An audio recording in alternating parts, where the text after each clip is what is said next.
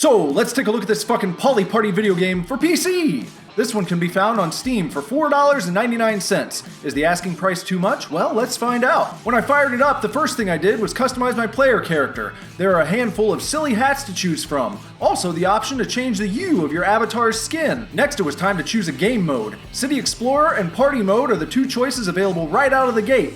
Party Mode has mini-games and a board game feature. It's like Mario Party but severely crippled. No fun.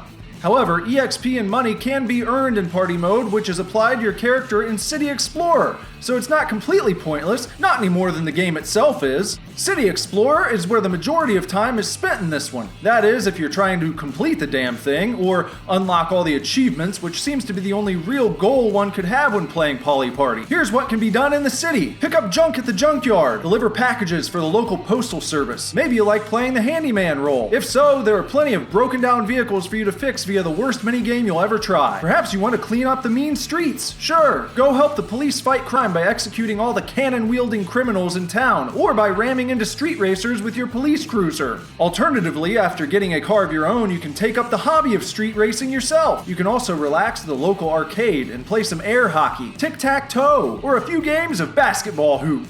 And again, once you have your own car, you'll probably want to zip over to the local drag race lot and challenge the competition to some wager-based zooming. This is the easiest way to make money in the game. Don't make the mistake of thinking you're going to open a business and earn some scratch passively either. That advertised feature is a trick. I saved up over $40,000 to open a restaurant and came to the realization after all my penny pinching that this feature of the game just doesn't exist yet. The land is there, the description can be read, the different businesses and their prices are visible, but they're behind lock icons, and having sufficient funds does not unlock them, perhaps in a future update. And why make money? Well, there are a couple homes for sale. I bought both. They allow you to store extra vehicles. Here's what they look like on the inside. No upgrades or decorations in this game. Hope you don't mind living lean, because Animal Crossing, this is not. Your cash will also help you with your career as a race car driver. I actually bought the most expensive set of wheels in the game. It's called the Aladdin, but it sucked, and I sold it back almost immediately. Then I lost my original vehicle to the drag race boss in a pink slip match. That asshole shows up after you race against all the schmohawks lined up outside the Coliseum. So I spent several hours saving up for a new car and upgrading it, hoping I could best Dom in his Charger. This process was maybe the most miserable, boring grinding I've ever done in any game I've ever played, but I was too deep into my playthrough to give up, so I kept going. Time after time he bested me, attacking my wallet and my pride,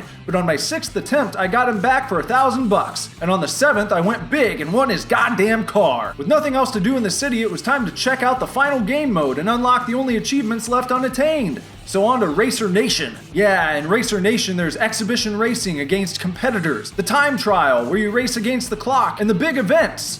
If you ace one of the events like I did, you might get a chance to face off with a boss in a one-on-one showdown. Winning a pink slip race against a boss in Racer Nation was the last piece of the puzzle I needed in order to finally retire from this wretched experience. So you'll understand why I was actually much more emotionally impacted by the result of my first attempt than I ever thought I'd be. The bastard took my famous blue car that I'd been using for hours, the one I had grown quite affectionate towards. Luckily, I was able to get another crack at the pink slip race using the Charger I'd won from Dom in the city, and the second time I blew his ass out of the water, popped that last achievement, and got the hell out of there. And that's Poly Party! This game was a butt crunch. However, let me say that it's quite ambitious. According to the credits, it was basically made by one guy, Daniel Hood. And damn, Daniel, keep creating though.